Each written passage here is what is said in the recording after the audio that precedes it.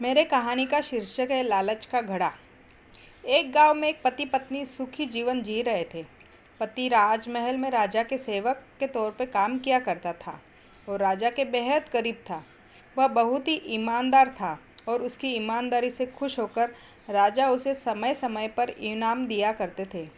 एक दिन महल से काम करके जब सेवक अपने घर जा रहा था, तभी उसे रास्ते में एक व्यक्ति मिला।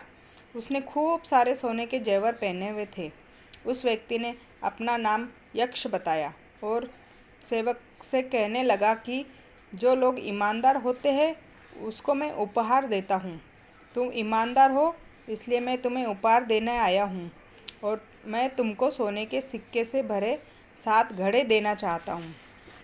यक्ष की यह बात सुनकर सेवक खुश हो गया। यक्ष ने उससे कहा कि जब तुम अपने घर पहुंचोगे तब तुम्हें अपने कमरे में 7 घड़े मिलेंगे। सेवक तुरंत अपने घर गया और अपनी पत्नी को पूरी बात बताया। पति पत्नी कमरे में गए तो देखा वहाँ 7 घड़े रखे हुए थे। हालांकि इन 7 घड़ों में से एक घड़ा आधा ही भरा था।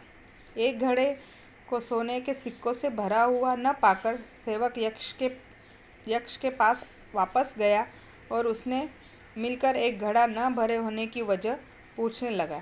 यक्ष ने कहा कि वह आधा घड़ा उसे खुद अपनी मेहनत से भरना होगा। सेवक आधे घड़े को सोने के सिक्के से भरने में लग गया और खूब मेहनत करने लगा। कई दिन बीत जाते हैं लेकिन 7वां घड़ा नहीं भर पाता। घड़े के न भरने पर वह घर के खर्चों में कटौती करने लगा। उसने उनकी पत्नी को गुस्सा रहने लगी और घर की सुख शांति खत्म हो गई। सुख शांति भंग होने पर वह तनाव में आ गया। एक दिन सेवक को तनाव में देखकर राजा ने उससे कारण पूछा। तब सेवक ने राजा को यक्ष के बारे में बताया और कहने लगा, 7वां घड़ा तो भरने का नाम ही नहीं ले रहा है। सेवक की बात सुनकर राजा ने कहा कि 7वां घड़ा जीवन में कभी भी नहीं भरेगा, क्योंकि वह लालच का घड़ा है। उस घड़े को भरने के कारण तुम्हारे अंदर लालच आ गया है और इसी लालच के कारण तुम्हारे जीवन की सुख शांति खत्म हो गई है। अगर तुम सुखी जीवन चाहते हो तो यक्ष को 7 घड़े वापस कर दो।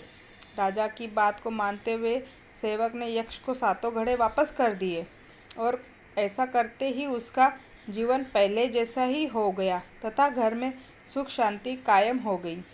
इससे यह सीख मिलती है, लालच की वजह से जीवन में सुख शांति खत्म हो जाती है। धन्यवाद।